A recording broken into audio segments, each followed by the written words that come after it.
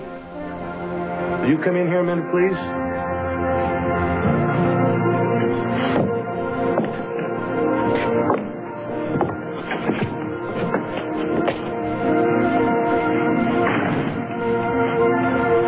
This is all the proof you should need.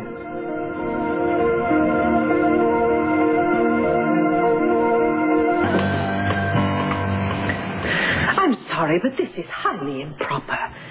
Jailing a fine, upstanding man such as Randolph Lord? You have violated all sense of decency. Jenny, we did it for you. I realize that. But whatever may be gained from such doings is ill-gotten indeed, and I cannot base my future with any man on lies and deceit. Look, Ginny, please listen to me for a moment. Having met you, I know without a doubt that you are the woman that my whole family has come to look upon as the cornerstone of the entire Lord heritage. From what I've heard, my great-grandmother was a gentle, loving, and a caring woman who always put her family above everything else. She loved her life, she valued it, and she lived it to the fullest. And she gave life to her many children, knowing full well that it was the most precious thing that she could give them.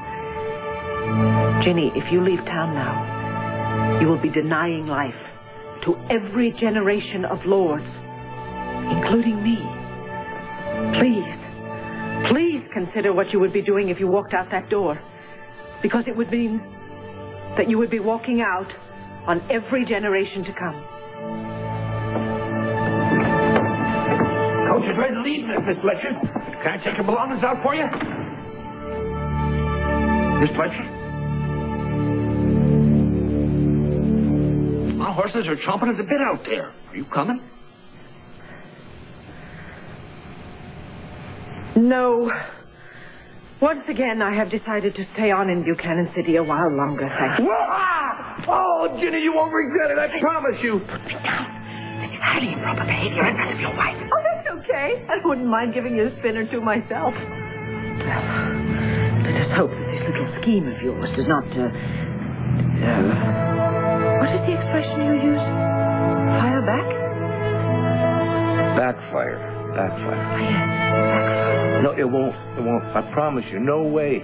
Your confidence and your exuberance oftentimes mask reality. Well, I admit that a lot of my plans have failed, but Ginny, this one's a surefire winner. I mean, Randolph still cares about you. He told me so himself.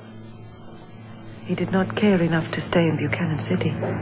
He didn't think there was a chance that you would share your life with him.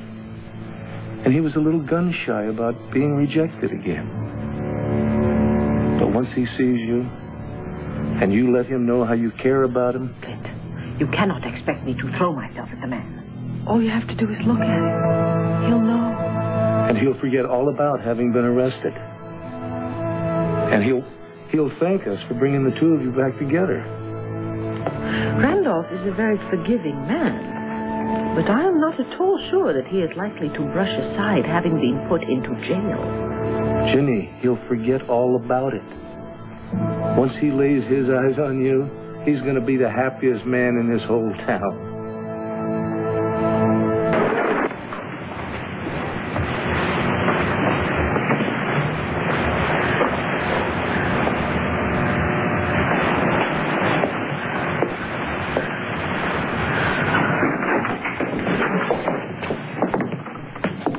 Morning, Ginny. Everything is ready. Oh, I see. Everything is ready, is it? Everything except me. I did not sleep a wink all night long. I am very nervous. Well, every actress is like that before a performance. I am not an actress. I am a school teacher. Please, there must be an alternative to your plan. Ginny, you can't back out now. Everything depends on you going through with your part. But I have never told a lie successfully in my entire life. Randolph will see right through me. All Randolph is going to see is a woman he's destined to marry. Now, you just keep the words to a minimum and let your heart speak to his. You make this sound very easy. But I am the one that has to face him. I am sorry I cannot go through with this.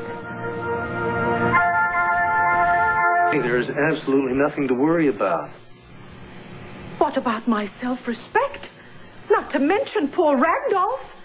It's not bad enough the poor man has been made to spend an entire night in jail. Now you expect me to go and lie to him. Ginny, it's a little white lie that will ensure the existence of all future generations. I am sorry, but today my mind cannot conceive of such things. You and Clint have each other now. Can you not simply go back to your own time and your own place and leave me in peace? Jenny, there won't be peace for anyone. Not for any of us, unless you and Randolph Lord get together. Now, Viki and I want to go back home, but we won't have a home to go to unless you get together with Randolph Lord and follow through with this plan. My mind is spinning with your warnings and your prophecies. I lay awake the entire night thinking that this was all a preposterous dream. It's not a dream. Look at us. We're real. We're flesh and blood. And your children and your children's children will be just as real. But only if you follow through with this plan. Ginny, I promise you. One day, when you and Randolph are sitting by the fire and watching your children play, you can tell him all about today, and you can both probably have a real good laugh. A good laugh? My dear Victoria, you do not know Randolph Lord. His sense of humor is much like mine. Subtle, and oftentimes entirely submerged. Oh, come on, Jenny. Now, don't give me that. I know the other side of Virginia Fletcher.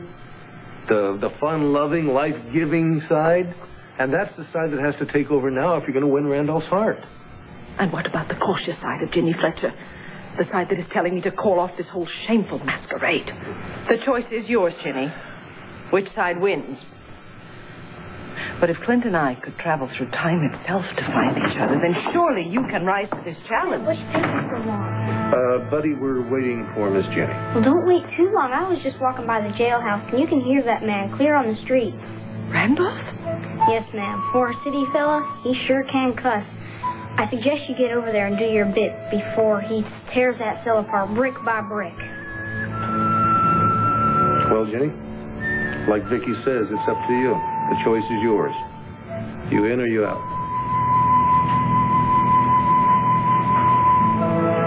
How can I possibly disappoint my great-grandchildren? I will do it. That a girl. Now, look, you're going to need some money, Jenny. And remember what I told you. Keep the words to a minimum. Once you're face-to-face with Randolph, you'll know what to do. For all of our sakes, Clint,